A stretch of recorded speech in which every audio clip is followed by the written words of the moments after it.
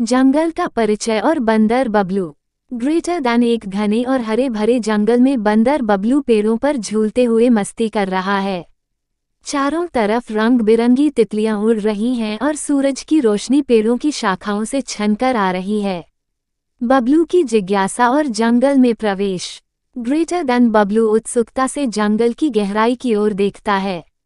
वह अपनी आंखों पर हाथ रखकर दूर दूर तक झांकता है और फिर पेड़ों के बीच अंदर की ओर चल पड़ता है। लोमड़ी लीला से मुलाकात। ग्रेटर दैन जंगल के अंदर झाड़ियों के पास बबलू की मुलाकात डरी सहमी लोमड़ी लीला से होती है। लीला कांप रही होती है और उसकी आंखों में डर साफ दिखता है। बबलू उसे दिलासा देता है।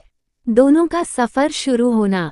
ग्रेटर दैन बबलू और लीला एक साथ जंगल के उस हिस्से की ओर चल पड़ते हैं जहां लीला ने आखिरी बार अपने झुंड को देखा था। दोनों के चेहरे पर हल्की चिंता और हिम्मत दिखाई देती है। जंगली सुआ का सामना। ग्रेटर दैन रास्ते में अचानक एक गुस्सैल जंगली सुआ उनके सामने आ जाता है।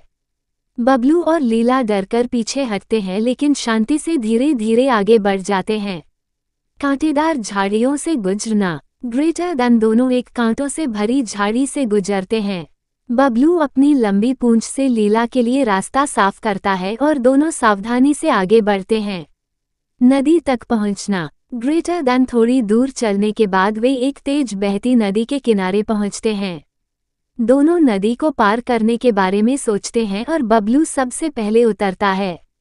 बबलू का बहना और लीला का डर जाना। ग्रेटर दैन नदी का बहाव तेज होता है और बबलू बहने लगता है। लीला डरकर किनारे पर खड़ी चिल्लाती है और उसे बचाने की कोशिश करती है। हाथी गज्जू का आना और बचाव करना। ग्रेटर दैन अचानक हाथी गज्जू वहां पहुंचता है।